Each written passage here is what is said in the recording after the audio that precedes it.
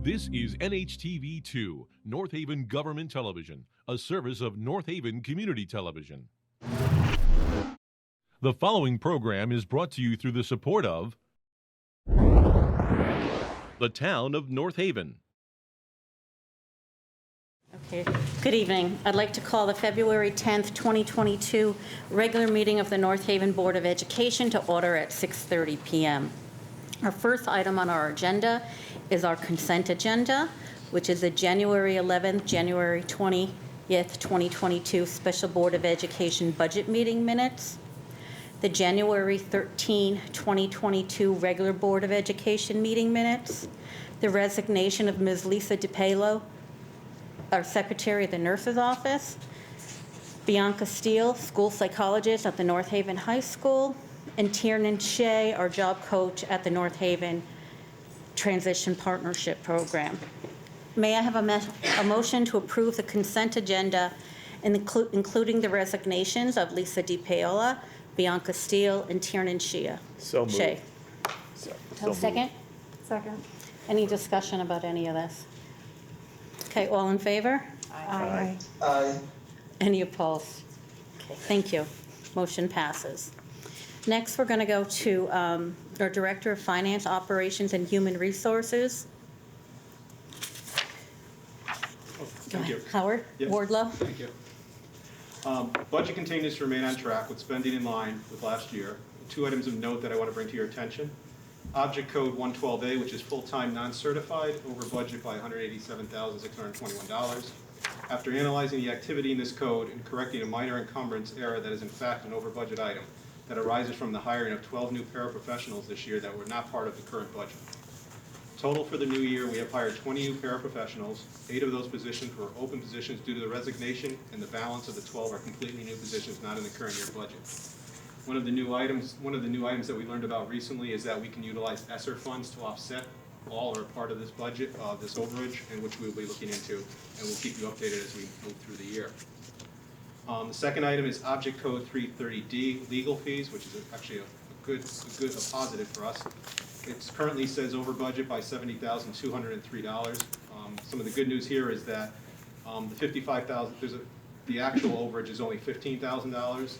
The $55,000 difference is arising from the fact that invoices were being processed directly against the account instead of against the purchase order that we have in place, which would have reduced the encumbrance. You will see the correction of this item in the next budget report. So I'll ask if there's any questions regarding those or any other items. Yes. I do have a couple questions. The first about the legal fees. There's still a $15,000 overage. And have we given any thought to utilizing the funds that are in the special education? Amanda, do you mind picking up your microphone? Because I'm over here and I can't hear you, so I don't think people in the audience can hear either. So Howard, for the legal funds, are we still $15,000 over budget? We're projecting $15,000, right? Are any of those costs associated with special education costs? And have we given any thought to utilizing the special education reserve fund to cover those costs? So they are, a good portion of those are from the special education costs, because we've had a lot of legal fees associated with that. One of the things we could do going forward, the way the fund works with the town is we'd actually have to have them pay the invoices directly. We can't put the funds against, we can't do a credit to, it's unlike a grant. If we have a grant that the state or the federal government gives us money, we can do journal entries between the two in our program. We're not allowed to spend any more than what's been allowed in the budget, and therefore any legal fees going forward, invoices, we can give to the town and say, please apply to that, to the reserve fund. So it's a possibility, and anytime if the fees continue to escalate, it's something we can discuss going forward. We still have all of the remainder of the year to go forward, so we can do that. That's great, thank you, Howard. And then the second question on the paras, the ones that we would potentially use ESSER funds to cover the cost of, what proportion of ESSER funds do we have left, and how much of those proposed funds for paraprofessionals would be utilized against that ESSER balance? So in ESSER 2, currently we have $117,000 of remaining funds, which I was going to put towards, again, that's $187,000, but we also have overtime that's happening because we have paras who are actually acting as bus monitors because we can't hire bus monitors. Right. We also have teachers who are acting as bus monitors. So that's in the overtime fund. You'll see that's still positive, but it's creating extra expenses in there that weren't anticipated. There's also what we have, the differential fund, 115A, which is also where people are stepping up because of absences, right? So you have a lead teacher who steps up to be a principal, or a secretary, or a para who steps in to be a secretary because of COVID, because there's COVID absences due to quarantines or stuff like that. So those funds, obviously now as we're seeing absences decline because of it, we should see less and less of that, but so those are the three areas that we could potentially use those funds. And right now we have 117,000 in ESSER 2 that can be utilized. So that's what I'm saying. We could utilize, it won't cover all of it, but it'll cover a lot. So, okay, that's it, thank you. Any other questions for Howard? Next item. So why don't, you want to go second, and then we'll take approval of it? Go ahead. Oh, I'm sorry, because I have a couple things right there. Or do you want to More on the financial report? No, it's the next one of the, well, actually, one more thing on the financial report is that the monthly transfer, I didn't see that in the package that went out, so I apologize for that. I will get that out in the email to the board tomorrow, so you can have it to review, and then you can approve it at the next meeting. And I apologize, I missed not putting that in the package. So Okay, yeah. So there were no other transfers from last month I didn't see on there outside of, So the report, I didn't. right, so there weren't There's any nothing- carryover there's from. those carryovers, no. Yeah, I didn't see any. Okay, may I have a motion to approve the monthly financial report? So moved. Second? Second. Any further discussion? All in favor? Aye. Aye. Our next is a potential approval of a district JP Morgan purchasing card. You want to So, talk I'll about that, Howard? Yes, please. Thank you. As more and more vendors move away from accepting checks and toward ACH and credit card payments, the district finds itself having to ask our employees to utilize their personal credit cards to make purchases and then file for reimbursement. We have researched and found that the state of Connecticut offers, through its contract with JP Morgan Chase, a purchasing card program that allows municipalities and boards of education to utilize the state program. We are proposing that the district authorize 3 cards be issued through this program. One for the accounts payable department, which will be controlled by myself and the superintendent and held in our department safe. One for the superintendent for his expenses related to the district, and one for the assistant superintendent related to her expenses. Credit limit for each of these would be set by the bank, but we are recommending that for the AP department, it be no greater than $10,000, and for the superintendent and assistant superintendent, be no more than $2,500. So I'll take any questions at this time. So at the beginning of this, you said that teachers or administrators are using their own credit cards to pay for things. Correct. So how will that change? Because they know that they need to buy art supplies, and they're at Staples or an art store and choose, I want to buy this, it's a good sale right now. So generally speaking, we don't allow them to do that. We ask them to do a purchase order through the accounts payable department, because we have contracts. We're on state contracts with WB Mason, with Staples, with all that, so we get better pricing than if they went out retail. Okay. Even if it was on sale retail, we have better pricing because it's on state contracts. So what we ask them to do is to submit the purchase order, which at that point, we can then utilize the credit card to pay for it, as opposed to writing a check. Yeah, I just want to get a little Yeah, clarity. we're trying to get away from them having to use it or them having to buy it retail, because again, we do so much better by utilizing consortiums, purchase consortiums, or either on the state contracts that have already been, pricing has already been negotiated because of the volume that the state utilizes, and we just piggyback off of that. Okay.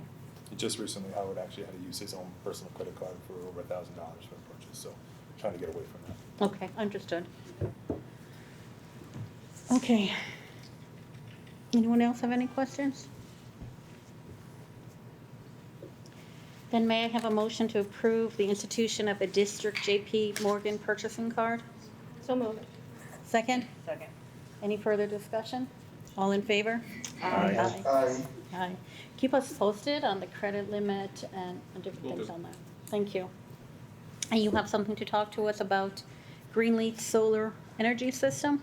Yes, the district has been approached by the Greenleaf Energy Solutions LLC to file a non-binding application for a Cura UI Eversource program that places solar array on the extra land at Monowese Elementary School.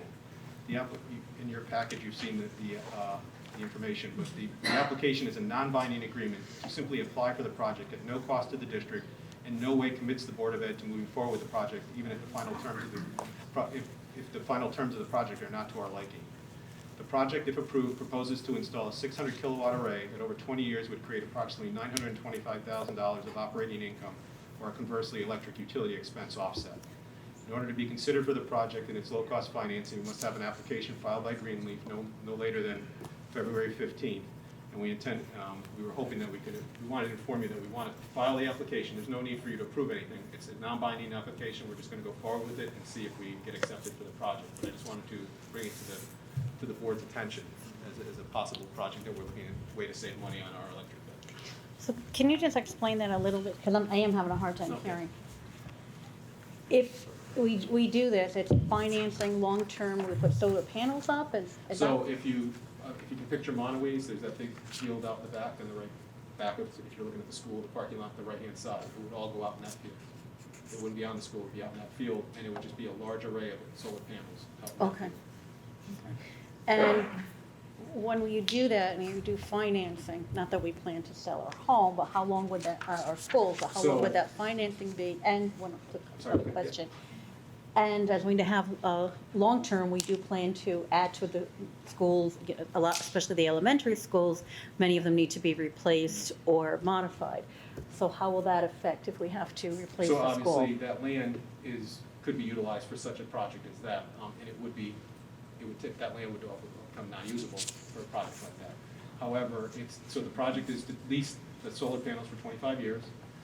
You actually pay the loan for them you only pay for it over 16 years according to the way the thing is now, but it can be financed over any different time. It's actually a 2.5% low-interest government loan, is what it is, and it's actually cash positive from the very first year.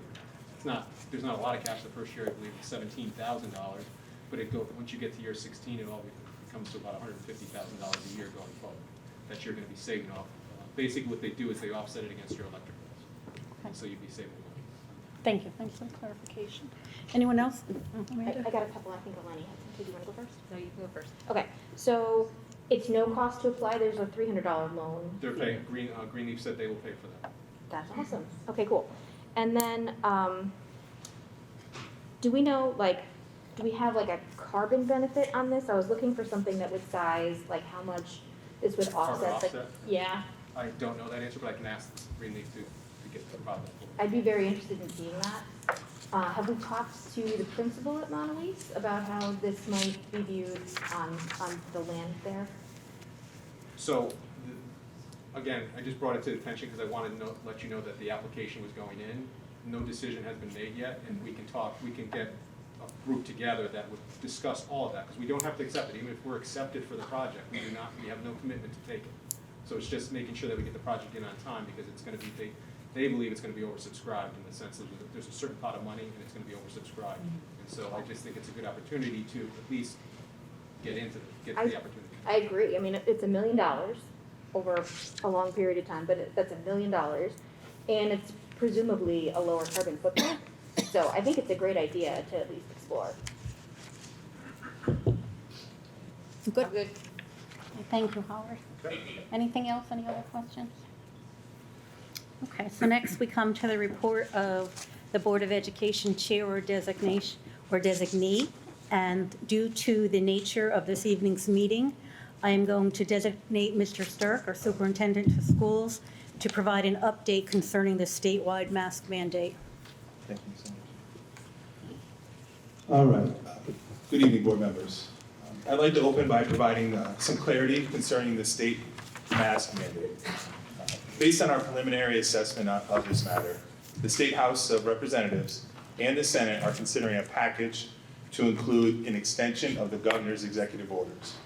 And within this package is an existing order that relegates the authority to provide masking guidance to the Commissioner of Education. The House is meeting today, and the House has met today. And if the package passes, I haven't heard yet, I've been trying to check my phone from time to time. It will be sent to the Senate, and if the Senate meets Monday, February 14th, and if it's passed through the Senate, I'm expecting to receive guidance from the Commissioner of Education shortly after, which will lift the masking requirements for schools. And this will, in turn, will end the masking mandate, and it can only return under one of two circumstances. The first circumstance is that the Commissioner, depending on how long the governor's orders are extended, she reserves the right to reinstitute a mask mandate at a later date if she believes it's warranted. And the second is our own Board of Education can adopt a policy requiring masks. And just to be clear, the board is not required to take any action in regards to mask wearing and can consider this an administrative matter relegated to the superintendent in consultation with the local Department of Health. So in summary, if the bill package is passed and the mask mandate is lifted, and all of you, the Board of Education, choose not to take any action, the mask mandate will essentially be lifted and masks will become a choice within North Haven Public Schools.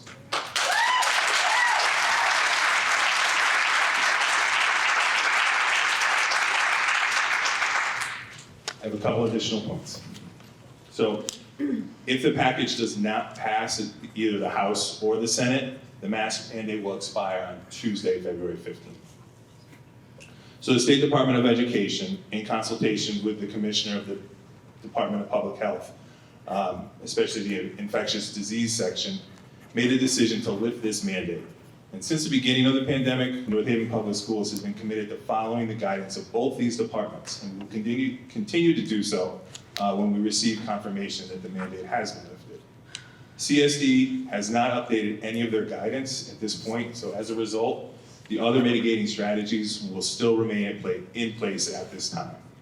We will have masks available for students if they choose to wear, as well as staff, and we will continue to share health recommendations with our students, staff, and families, as well as monitor information from the governor's office, as well as the State Department of Public Health. So I have a few more key points. We have two pre-K programs that are housed within Board of Education operated buildings.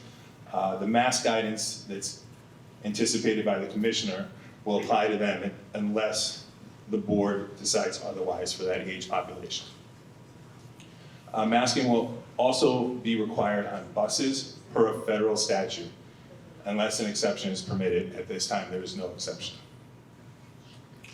I'll continue to keep the board updated with the final details as we progress through, as well as the community. With the Senate meeting on Monday, there'll be information shared periodically, and as soon as we receive it, we will share it out with everyone in the district as well as the board. So thank you. That concludes my report for tonight. So before the board has conversation on this, what I'd like to do is go to public comment, and then Patrick can come back on under his superintendent's report, and then we could have discussion. So for those that do want to have comment tonight, we ask you to come up and just state your name. Let me just tell you something. I want to just go some a little bit of homework on this. Come up and say your name and address, but I do just want to share the Board of Education's policy, thank you, on public comments. I know we have a lot of people here. So as public comment is next on the agenda, and I recognize that there are a lot of people who may want to speak at this evening's meeting. According to our policy, each speaker will have a maximum of 5 minutes to comment. Our policy also states that a maximum of 20 minutes can be given to each subject matter. Considering tonight's topic, I am willing to extend the time restriction to 7 minutes. I know that you may say 7 minutes versus 5. It really does add up. 7 minutes for a given subject matter and no more than 40 minutes on the whole subject. Thank you. So, thank you. So anyone wants to speak? Thank you. It's hard to see up here, so if I know you and I don't acknowledge your name, I apologize. Yeah, we have something to sign? If you can sign your name there too. Sure, and my apologies for my husband's phone, which I didn't know how to turn off. So I maybe need to take the class in some kind of technology. My name is Mary McNerney. Good evening, board and superintendent. I just would like to say one thing. I'm a retired teacher, 33 years in New Haven as a special ed teacher. And I am appalled by the masks and the mandates.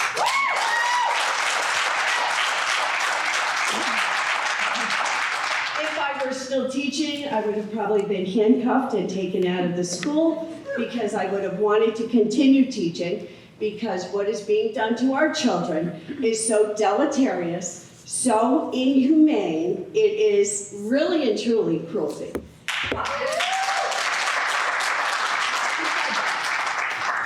So, I have a question that I would really like you to ponder. I'm sure you have pondered it, but I want you to give it more thought. Why do you really want our children, our grandchildren, to wear masks? Why? Why do you? So, I'm just going to do a few examples. When there's an environmental disaster, service people wearing hazmat suits rapidly arrive to remedy the problem. Why do they wear hazmat suits? Because the suits protect them from exposure to carcinogens. Why do jackhammer workers wear earplugs? Because the earplugs prevent a loss of hearing. Do these masks and vaccinations prevent COVID? No. I think not. Do the masks or vaccinations stop the spread of COVID? No. And we know all the answers. It's no. Okay, so why do you want our children to wear masks? So that their social skills continue to be stymied? So that their emotional stress is going to become more critical? So that academically, where they are stagnant, are now going to drop levels? So that the children can continue to breathe all these lovely particles from the mask?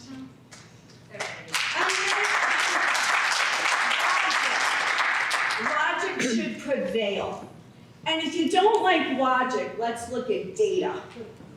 Recently, Johns Hopkins University's most recent study, data analyses by Drs. McCary, McLaughlin, and others say masks are ineffective. In fact, not only are they ineffective, but they are traumatizing, harmful, and the risks far outweigh the benefits.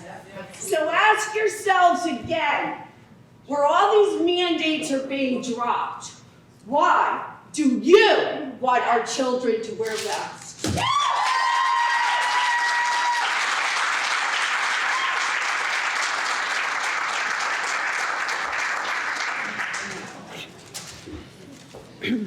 I don't need a mask. I just had COVID, so I've got antibodies. Gina. Hello, my name is Gina Malgeri. I'm at 52 Drazen Drive. Thank you for the opportunity to voice our concerns, hear our ideas, and allowing us to be a part of the solution that is best for our children, teachers, and community. For those of you on the board who are leaning towards mask mandates, please listen closely. We're asking you tonight to vote for the parents' choice and to lift the mask mandates. Let it be the parents who decide how to protect their child. After all, that is our #1 job. So true. We have learned over the past almost 2 years now about this virus. We've learned that people wearing masks are getting it. People that have been vaccinated are getting it, sometimes twice. Think about this. This virus came out of a level 4 lab. Most of us here do not know what a level 4 lab means. I have a family member who's a scientist at Pfizer, and she educated me that a level 4 lab is the highest maximum level of containment. And if this virus came out of a level 4 lab, we're all gonna get it eventually. The N95 masks will not stop this virus. The molecules are too small. It's like putting up a white picket fence to stop the flood. When you're in a level 4 lab, you're not wearing an N95 mask. You're in a spacesuit from head to toe. As of January 2022, the mortality rate for children under 20 years of age is 0.4%. Let our God-given immunity do the job it was meant to do and designed to do.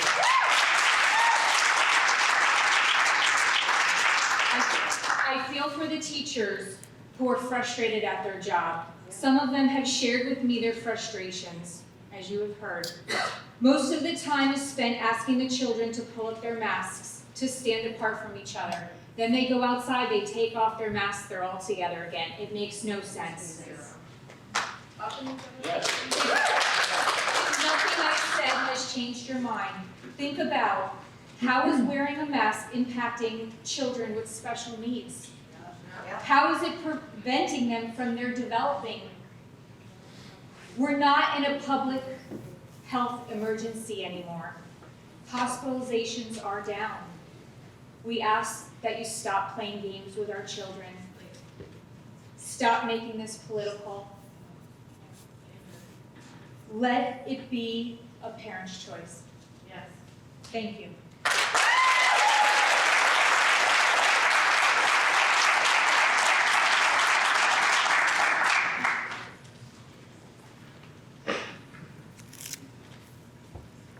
Good evening. My name is Melissa Martineau. I live on Mill Road, 185 Mill Road. Hi, can you speak into the mic because we can't hear you? Is that better? So, before I came here all day, even just as she finished speaking, I keep reminding myself that this is not personal. I know that. Logically, I know this is not personal. You have to understand. It doesn't get more personal. You have hurt my child. You have hurt their children. You. I'm not talking to QVHD. I'm talking to you, okay? In Connecticut, legally, in Connecticut, child abuse is defined as a condition which is a result of maltreatment, such as but not limited to malnutrition, sexual molestation, deprivation of necessities, emotional maltreatment, or cruel punishment. In Connecticut, physical neglect is defined as being denied proper care and attention physically, emotionally, or morally. Any action or inaction resulting in a child's failure to thrive.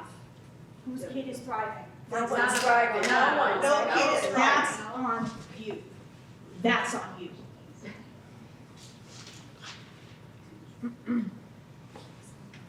Examples of abuse: reddening or blistering of the tissue through application of heat by fire, chemical substances, cigarettes, matches, electricity, scalding water, friction, etc. My child has come home. My child is now homeschooled because of the infection he had around his mouth from his mask, because he had 3 different sinus infections, all documented. The doctor said straight up from the mask, he was 6. He sneezed, he breathed it in all day because he was terrified to take his mask off. He said, "Mom, I'll go to jail." That's what my first grader thought. That's why he's homeschooled, okay? And he's not the only one that feels that way. We had another child who drank water through her mask because she thought if she pulled it down, she might kill her teacher with COVID. The psychological torture these children have been through is unforgivable. It's also illegal. Misuse of medical treatments or therapies is considered an example of child abuse in Connecticut. Cruel punishment. This one. Deprivation of necessities by acts of commission or omission by an established caregiver resulting in physical harm to a child. Teachers are established caregivers, and I don't hold them as responsible because they're screwed too. We get that. Excuse my word. You guys make this decision, and you put our kids in these masks. You are covering their airways. Okay, I want to just go back there. Deprivation of necessities. Now, that's the legal definition. The legal definition of necessities, again, in Connecticut, includes breathing air. Covering an airway, by definition, in Connecticut, covering the mouth and or the nose, one or the other, you're doing both, is legally child abuse in Connecticut. You're mandated reporters. There's a conflict here. The masks, like the vaccines, have only been granted emergency use authorization. They are not FDA approved. Not. Okay? Masks, a lot of people don't get that, are EUA only. An EUA legally requires 2 things: informed consent and the right to refuse. Informed consent means you have to inform in writing all the possible side effects that can reasonably happen. You've never done that, so you messed up. Right to refuse means that they are allowed to refuse it, and that means you cannot coerce them. Legally, this is not my opinion, this is legal, you can all look it up. Coercion is you can't have an education if you don't wear a mask. My son didn't wear a mask on the first day of school. How refreshing am I am? I have the emails. You told me if he doesn't wear a mask, he can't come to school. There is no other option. He will be considered truant and actions will be taken. That's coercion. That's coercion.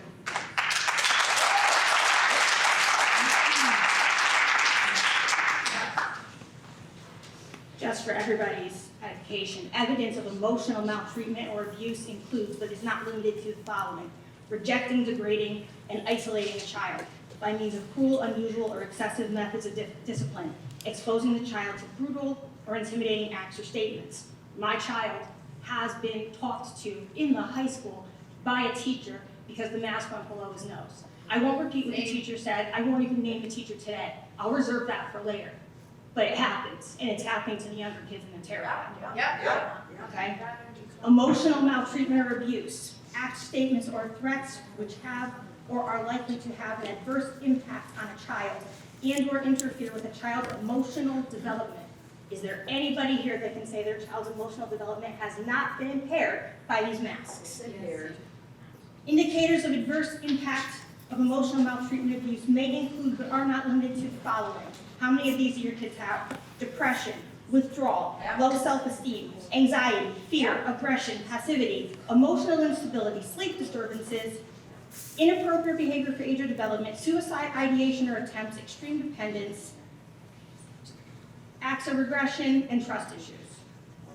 Okay, that a lot of our kids are going through that. 460,000 kids go missing every year. You threw masks on them, you made it so much easier for those kids to go disappear. Yep.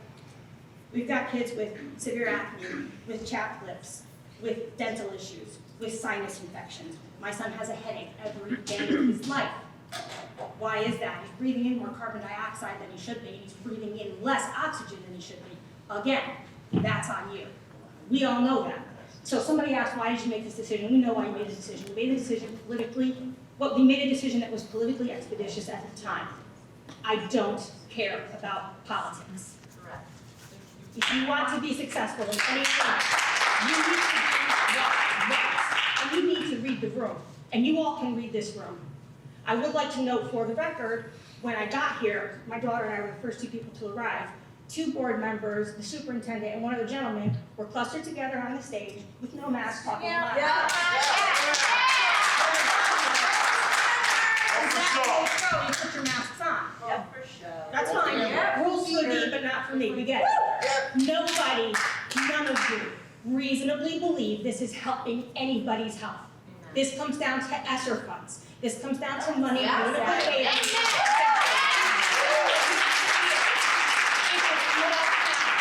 we have long memories when you hurt our children. This is a small community. Do you not want to be productive, proactive, compassionate members of it? Shame on you.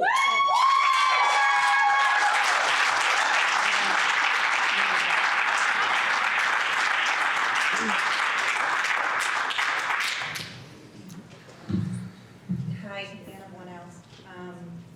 So, hard to follow everybody that came up here. You're good. So I just jotted some things down in the car before I came in. I think that the announcement from Lamont had us all celebrating for a split second. But it's not something to celebrate because he is just handing control over to someone else, you know, to the board or to a superintendent when it really should be in the hands of the parents. You know, decisions for our children's health and well-being is up to us. And I know all along I've heard, well, it's not our choice, the state mandated it. And I've never really understood, you know, Melissa mentioned ESSER funds. By accepting the ESSER funds, the grant money from the government, did we sign a deal with Dell? Yes, of course. I mean, no one has ever answered that. So what I'm reading, what I've been told is that by accepting those funds, we are now obligated to follow whatever the government tells us we have to do in our schools. And nobody will answer that, right? I'm making a list of Thank questions you. for when Patrick speaks after public comment. And there's a couple other things I want to talk about that were outside of masking, but that's the big topic tonight. The other question is, I know you mentioned the other practices in place, like social distancing. So you're saying that that is not going to change Not at this time, there has been no update to that. according to, Connecticut State Department of Ed, the addendum they shared. is that a mandate or It just is a the- recommendation? It is the addendums that they shared at the start of the year that we've been following through, that they update periodically. So it's a recommendation, From the CSDE, I don't consider that a recommendation. but it's not a mandate, for sure. It's not like a governor mandate, no. Okay, then it's a recommendation, and then those practices should be pulled back as well. I think that.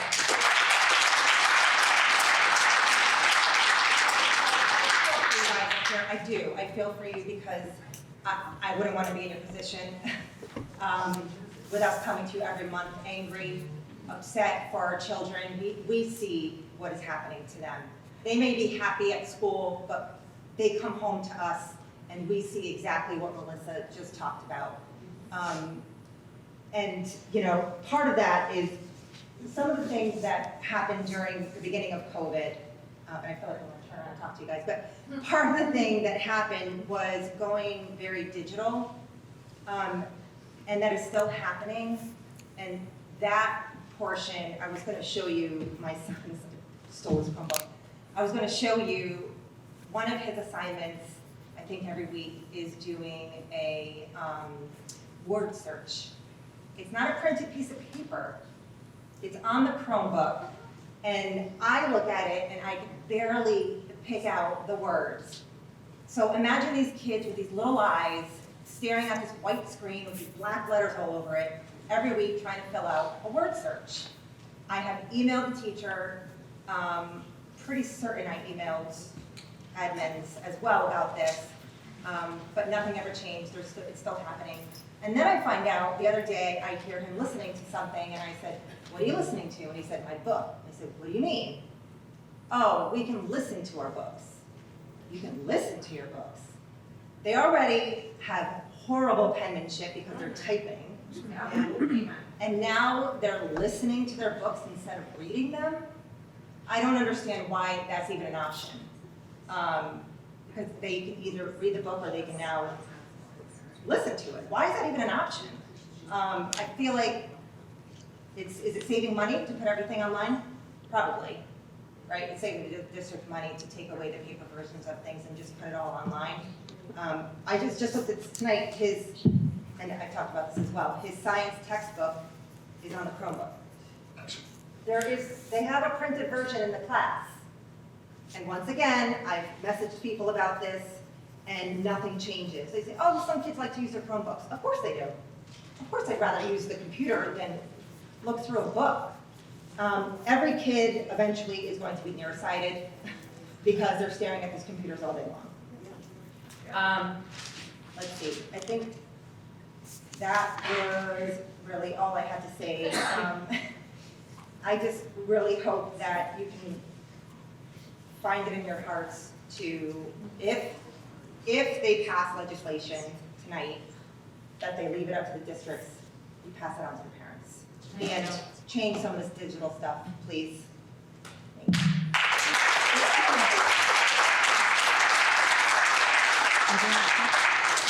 you.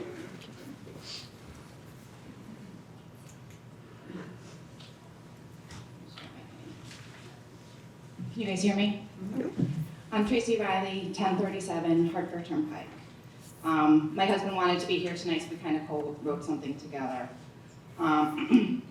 We would be surprised, if not disappointed, that North Haven Public Schools would continue to enforce this utterly useless, at best, damaging at worst practice of forcing children to continue to don face coverings for no discernible reason. For far too long, these children have been made to believe that simply breathing fresh air unencumbered would make other people sick, or worse, that by encroaching an invisible 6-foot boundary would potentially cause untold harm to their friends and teachers. While little to no data ever appeared to validate these concerns, the information that was validated and vindicated has been some concerned parents have been saying all along, masks do more harm than good. Masking never aided in mitigation of an airborne illness, nor in the case of COVID, they were ever meant to. Yet the public outcry fell on deaf ears, as it clearly is the state's decision to make, and it was passed down to municipalities with an iron fist of monetary penalties. If the Board of Ed didn't play along with the charade, well, here we are. I told you so doesn't garner any satisfaction, as it's been at the cost of every child's education, social development, and psychological well-being. In short, this is not a decision to make. This is merely mercy after damage done. We need to remove the mandate, we need to remove the mask, and we need to make it a parent's choice. Another thing I had seen today prior to coming here is a friend of mine whose children are at another school here in North Haven. She had mentioned, hey, you shouldn't have your language arts class, write letters to the superintendent. It broke my heart when I heard this, and her daughter said, who's 9? No, it would be pointless because she feels that the superintendent doesn't care about them or their well-being.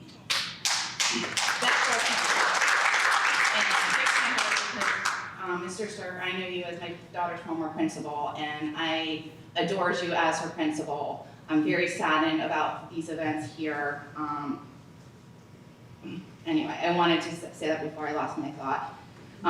The other thing, in the same train of thought, last year, towards the late end of the year, at one of our BOE meetings, one of our representatives had asked the press about the benefits of having a wrestling team within the high school. And during the time, we considered it to be an extremely poor taste, given the circumstances the pupils were and are dealing with in regards to distancing, masking, and the like, not to mention the more likely increase of insurance costs paid by the taxpayers.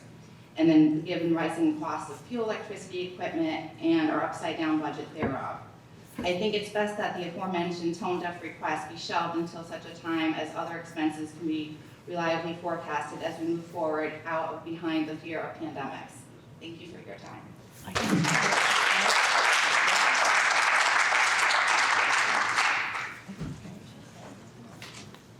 I'm sorry, ma'am. I didn't hear what you were saying, your last sentence. I'm sorry, I didn't get. Yeah, I'm sorry, if you don't mind, I didn't hear what you were saying, and I want to make sure that I got that regarding a sports program. So, hold on, I had it printed so I can read it here.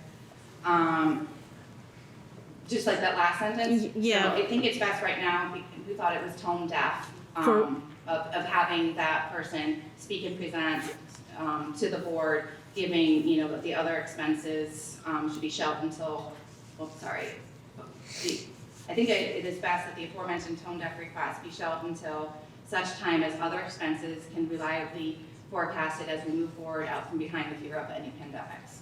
So you're saying when we had the person come in to talk to us about rugby, we should not have had him come in? We thought it was in poor taste considering the stance of social distancing, masks, and things like that. I think it sends a mixed message, and it's very confusing. It's do as I say, not as I do for this, but for this it's okay. And Okay, thank you. You're welcome.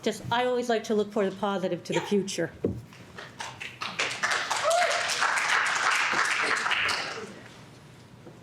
Gina Grasso, Spring Road.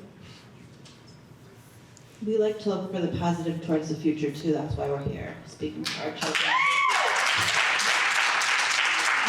We're about to enter year 2 of this charade, and no disrespect, but it speaks volumes of one or two things: your intelligence or your intentions.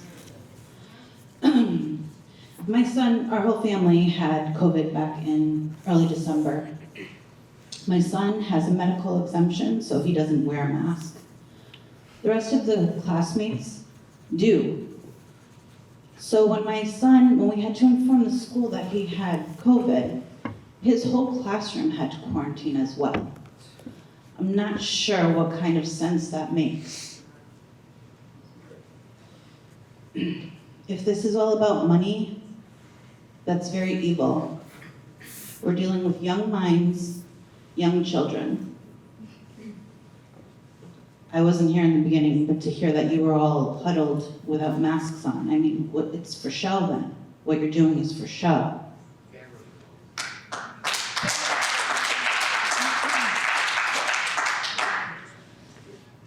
That's pretty much all I wanted to say.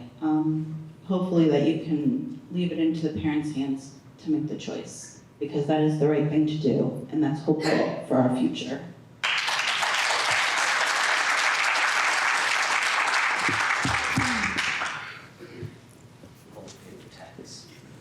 We pay the tax, not that. Tara Raffone, 6 Welch Road. I am speaking as a parent and as a nurse tonight. Please stop these mask mandates in our schools. They are ruining our kids' lives and they are affecting them mentally and physically. They are also masking our children's expressions and their ability to see others' expressions. Yes. Study after study has demonstrated that kids are very low risk to themselves and to others. As parents, we know what is best for our kids and we are able to make the best decisions for them. Not the Board of Education, Department of Public Health, teachers, nor the government. If a parent wants to mask their kids, they could. This goes for the teachers and staff also. This isn't about taking away their right to wear a mask. It's about freedom of choice. Yes. Beautiful. We live in the USA, and this should not be happening in our country today. It really feels like we live in a communist country with no choice. Again, we as parents know what is best for our kids and should have the ability to make the decision for our child to wear a mask or not wear a mask. They are not anyone's property. They are our kids that we love and have raised since birth. Again, we know what is best for them. What happened to our body, our choice, or my child, my choice? This is hypocritical not to give parents that choice. These poor kids are getting bullied and disciplined by teachers and school personnel if their mask is down to take a breath of fresh air, for taking it off at lunch for too long, or for getting out of their seats at lunch without a mask, or not having the mask over their face at gym, along with multiple other examples. This is insane, and kids should not be punished for masks, and this is no way for them to live. The rational fear of COVID does not justify or outweigh the restrictions that are harming our children's development, socialization, and well-being. Almost every teacher and staff member has either had COVID and had natural immunity or been vaccinated. Therefore, the risk of mortality is almost non-existent. This has gotten so out of control. These children only have a childhood once. Their mental health matters. Let them see each other's expressions and see us smile again to make their days brighter, and let them breathe.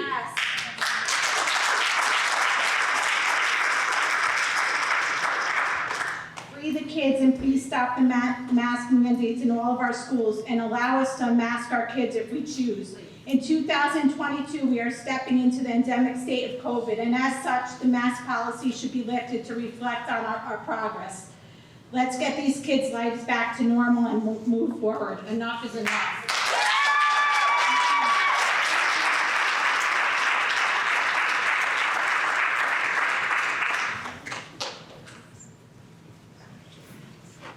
Is there anyone else who has something to say?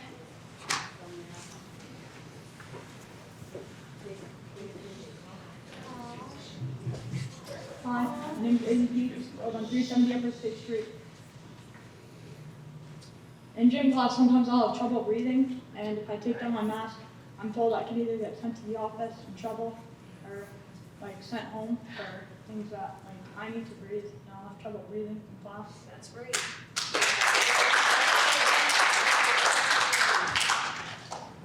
In class, also normal class, so social studies, language arts. You can take your mask off while you're speaking.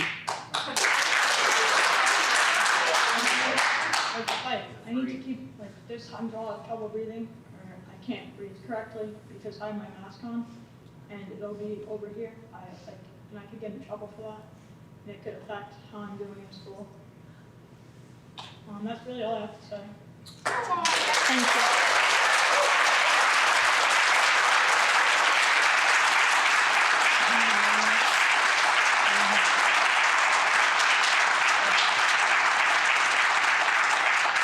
Hi, everyone. Maria Esposito, 103 Homewood Avenue. I haven't been to any of these, so I just need a little clarification. If you say went rogue and made the right decision, that is incumbent upon all of you to stop the madness of these kids wearing these masks, what are the consequences to the school district? What happens if you just say, we are not doing it in North Haven? What happens? Yep, what happens? Okay, you're not, okay, fine. I could go on. I've written you multiple times. I have sent you peer-reviewed scientific articles. It's beyond me that you are allowing this to happen. I will end with this. A high school teacher telling my daughter she will kill him if she doesn't wear a mask. Excuse me, Miss Esposito? He will die if she doesn't put her mask on. Okay, I hope you reported that to the administrator. Did you report that to the administrator? Yes, it does. It does, it's a tone. Anita, Did you report with all it? due respect, you know how we've had multiple conversations. I have great respect for you. What is going on in these schools with these teachers and the things they are telling our children is deplorable. This is dehumanizing, demoralizing, and you have the power. You have the power to stop it. Please, I am begging you, think about this. And again, if it's about money, I don't want to think it's about money. That would kill me. But if it is, it's wrong. That's evil. And again, if you're going to be cited or fined or there's some, I don't know what can happen, please tell me what can happen if you all just stand up and say, North Haven is going to take a stand here and say, the evidence is clear, the science is clear, the data is clear, the metrics are clear, and the mask mandate. Yeah!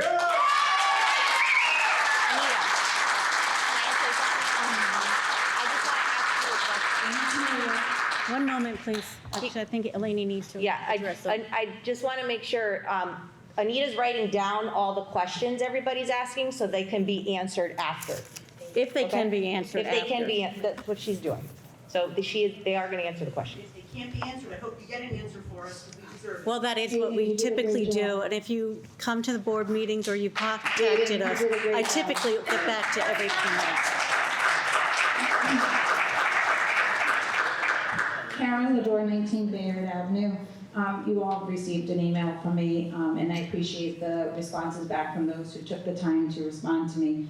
I am an educator, 23 years in a neighboring town. I'm a parent of 2 teenagers, one who graduated last year, who is taking a semester off, is considering moving to Florida because she can't do the masks anymore. My son, who was repeatedly disciplined in just one particular class for not wearing his mask correctly, I'd rather him be fighting in the hallway and get in trouble for that, because it's something clearly defined that has been around. He's having a better year. He has struggled, and he's showing improvement. Mr. Sturk was his principal. He's a pain in the butt. He's a scooch, I know, but to yell at him for not wearing a mask correctly is unacceptable. I know, Mr. Sturk, we talked about the random testing that happens every Monday and how you will continue this random testing as long as there's an interest. 137 approximate families are participating in this program of random testing, as long as there's an interest. How many families are in this district have kids in the schools? That is not an interest. 137. So let's randomly test all those asymptomatic people, which that's how viruses are spread, we know, and up the numbers. Which brings me to What are your metrics going to be to drop the mandate? I know in my district, they put forth 3 metrics. We have to have 2, I'm in Cheshire. And I don't always agree with everything that goes on in any district. I see positives and negatives. We have 3 metrics. 2 out of the 3 met, they're gonna drop the mandate. What are your stipulations? I heard from one board member, oh, we might look at a phased approach. Did you have a plan moving forward? You knew this was coming. You knew at some point this year that he was going to say and pass the buck. So I'm sorry you're getting the buck passed to you. Do you have a plan? To me, that seems to be something that needs to be put forth to the parents and the other people in this town. Does everyone know that Mike Frieda has put forth his recommendation to Dr. Mr. Sturk that he wants the mask mandate dropped? Does everyone know that? I want to make sure that's clear. 'Cause So I'd also just like to clarify that, because I spoke with Mr. Frieda myself He emailed today. me and a Okay. bunch of other people and said his recommendation to Mr. Sturk was going to be to drop the mask mandate. Right, after they had a conversation together, this week, they have a monthly meeting, and Mr. Sturk had talked to him. We talked about what was happening, and that we were choosing what the mandate was being dropped, and our parents have the option to choose mask or not I out. agree. It should be a choice. I agree with you. No one ever heard me say that before, that I agree. I 100% agree with you. But what I'm saying is, I want people to know that the leader of our town is recommending a mandate to be dropped. With parent choice, 100%. We're protecting our children. We're taking care of them. I'm tired of telling kids to pull up a mask. It's cruel. It really is. Kids that I teach 6th grade, I go and visit those little kids in kindergarten. Language development is delayed. Understanding emotions. We are so focused on social emotional learning, and I know that's been put forth as your initiative this year and last year, correct? That has been a huge push, and I think in every district. This is not taking care of their social emotional well-being. I have kids, when I told them the other day in my class, I said, if they tell you that the masks are going to be dropped March 1st, I said, you are not to say anything. If your choice is to wear a mask, you wear it. And if that person's choice is to not wear it, that's their choice. You say nothing. And one of my kids was like, oh. Like, she was so upset that we were dropping the masks. Like, it was a possibility. That upset me. Because they narc on each other. And that shouldn't be. They should be telling on each other if someone's fighting out on the playground or writing on the bathroom walls. That, to me, is unfair. So if your initiative is that social emotional learning, can you please leave this up to the parents? I beg of you. Thank you.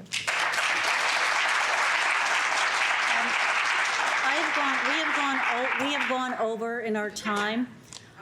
Is there anyone else besides this woman here who wants to speak?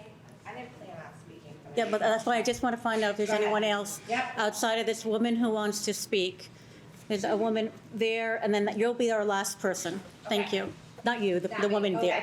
Michelle Pernier, 350 Mill Road. I just want to say, I have a hard time sitting here because I feel like a lot of us, you guys are looking down on us, like condescending, and everything we say, it's probably not, it's on deaf ears. I know, I get it. Like, we're Well, that's a pretty bad assumption. well, a little bit. I mean, I have, every time someone asks a question, he's raising his hand that his child is thriving. Who? Right over there. I didn't even see him. My children are not thriving, okay? My daughter has had, since the beginning of this pandemic, has had depression, anxiety, everything, and my son, he was so excited he got to play on the playground, okay? That's ridiculous. I'm sorry, but I get it. You guys have your own agenda, and I get it. You have to follow the rules. But I just feel like we're all talking, and you guys are going to make your own decisions anyway. But I would love if you could just please just put yourselves in our position. Our children need to be kids, okay? Please, that's all I ask. Thank you.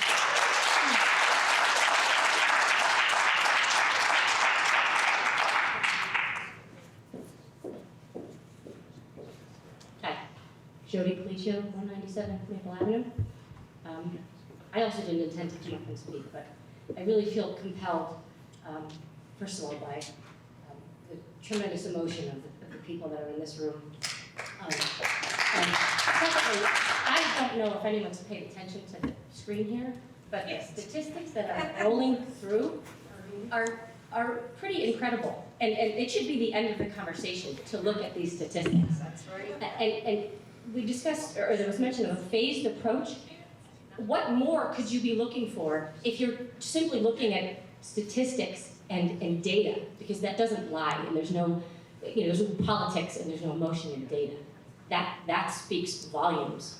It's unfortunate that the teachers aren't able to sit here and listen to the parents that speak, because I would also like to ask them and the board and anybody else, when you're not in school and when you're not at your job, nobody just goes home and stays home. You go to restaurants, you go to events. Teachers live lives, just like the rest of us do. But why is it that when they come back into the classroom, are they terrified of children? Are they, by and large, the most vaccinated group of people, from what I understand. So it just begs the question, it's intent. What is your intent? What is their intent? And the only conclusion I can really draw is power and money and just this, it's not an overwhelming concern for the care of children. It doesn't appear to be that way to me. It appears to be somewhat nefarious at best. So,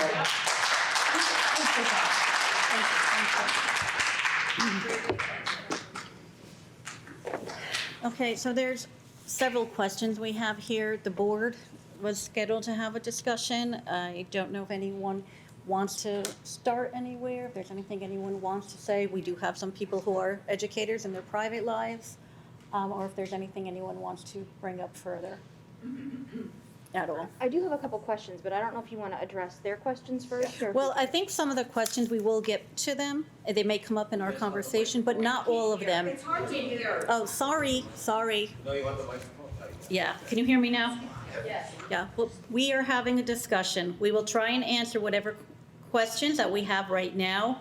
If we have the answer. If not, we will answer them. I don't have each person's name who asked a specific one, but we would perhaps put something on our webpage. I can't guarantee for that. But what I would like to point out to everyone is this meeting here tonight, Mr. Sturck said at the beginning, North Haven Public Schools will have masks optional moving forward. He said that at the beginning of our conversation. Tonight. March 1st. No, we can't do it right now. We have a mandate there, and I'm not a lawyer. A mandate is not a law that is not a law that comes from a court, but a mandate is when it's put down from a federal or state government, it's something that we have to follow. If it wasn't something that we had to follow, do you not think every district across across Connecticut right now is not going through the same thing? Use authorization by law, they have. Point of order. That's law. Point of order. That's law. Okay. All right. Well, we are going to have our discussion more. Amanda, if you want to ask your questions. So I do have a couple questions. So we did talk about the district dropping to mask choice as of March 1st. If the DPH or the state of Connecticut comes up with guidelines, what is the plan if we don't meet the guidelines? Cheshire is announced today that they have 3 criteria. 1 is a vaccination rate. Our vaccination numbers look fantastic. 2 is a positivity rate. And 3 is the per 100 case rate. And Mr. Sturck, I think I sent you Mayo Clinic's forecast for the per 100 rate, which is looking very favorable starting in the first few weeks of March. But I'm curious if the guidelines come out and are different from what we're anticipating now, what is the plan?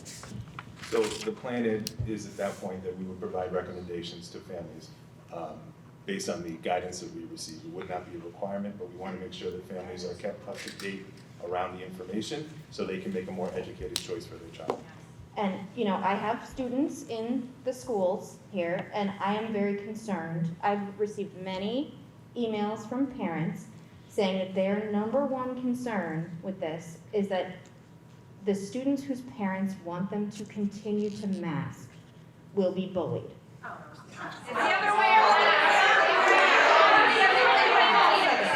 This is a meeting, this is a public meeting, and you guys came here and called us child abusers twice.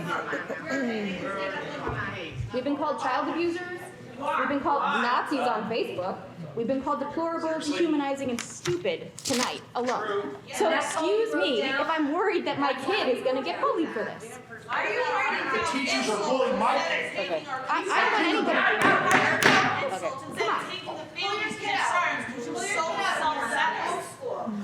Please let us continue our discussion. Excuse me, please let us continue our discussion. Please. End it tonight, and then it ends. We You're do. not gonna comply anymore. Are you gonna send 400 kids home tomorrow? Yep. When we don't send our kids with masks tomorrow, what is your plan? The problem is You that our isolated kids mine are when it so was scared here. that they continue to wear them. They want to, and it's okay, they Well, don't wear them. they won't take it down. I've told my children, hold your mask But if we give them 2 weeks and to they say answer, no, I will this get is in gonna trouble. change. Demand it tonight, stand up. You have the power, they have no Guys, the right. public comment section is over. Zero. Zero. Continue. We'll just have our own So discussion. I'm asking about a plan. Oh, really? Because- Yeah. Yeah?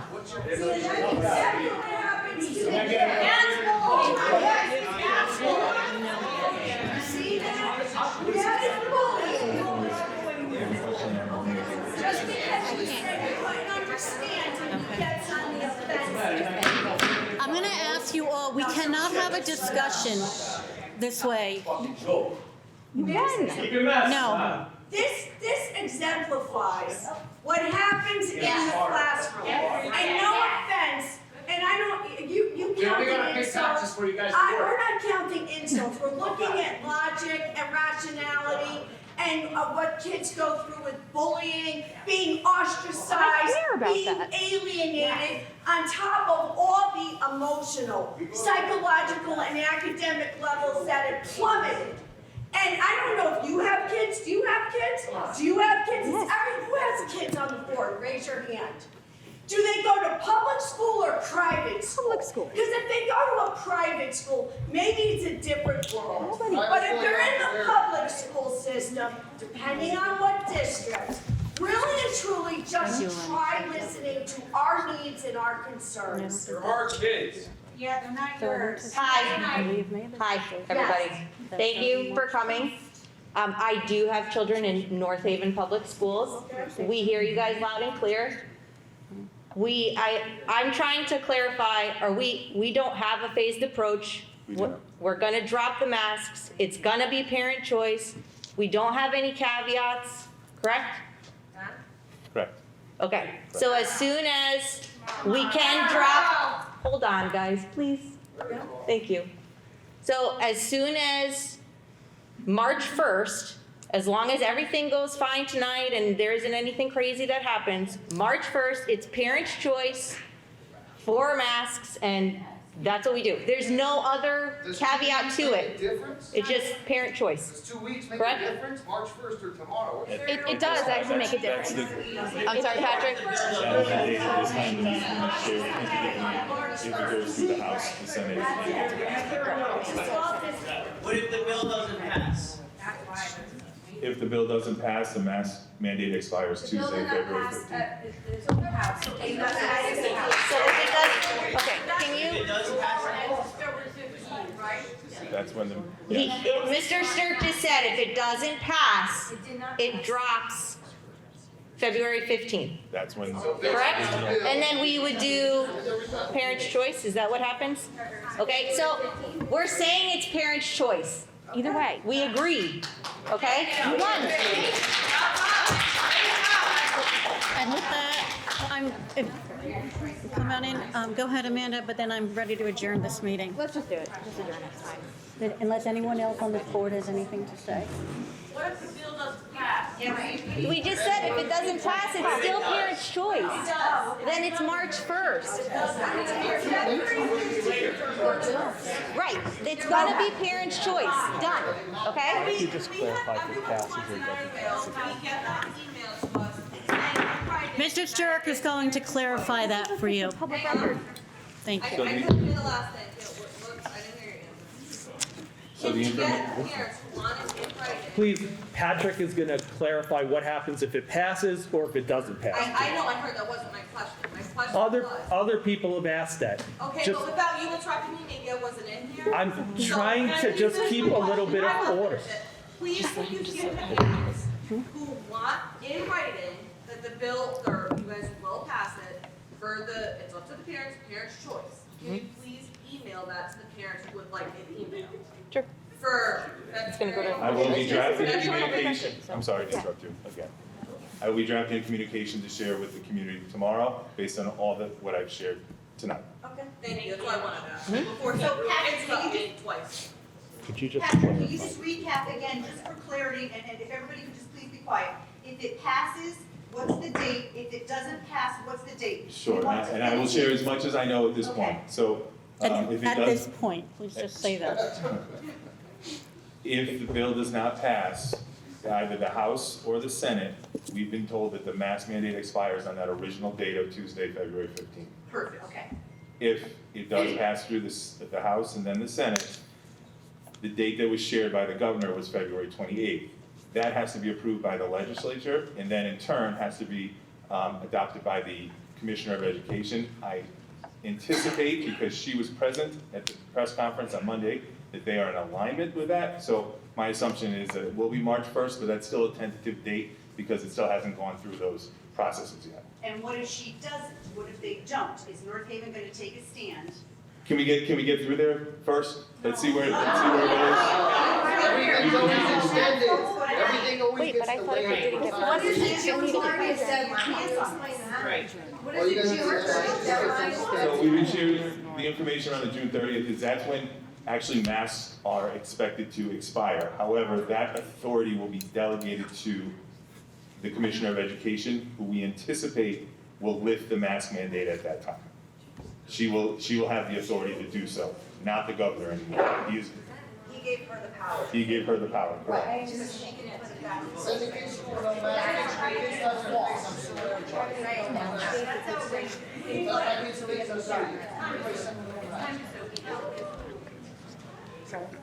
May I have a motion to adjourn this meeting?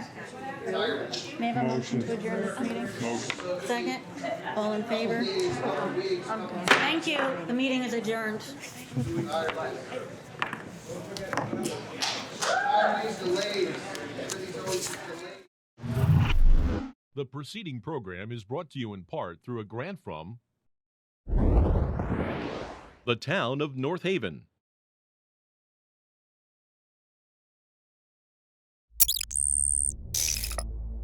Watch town meetings or other videos on demand at nhtv.com.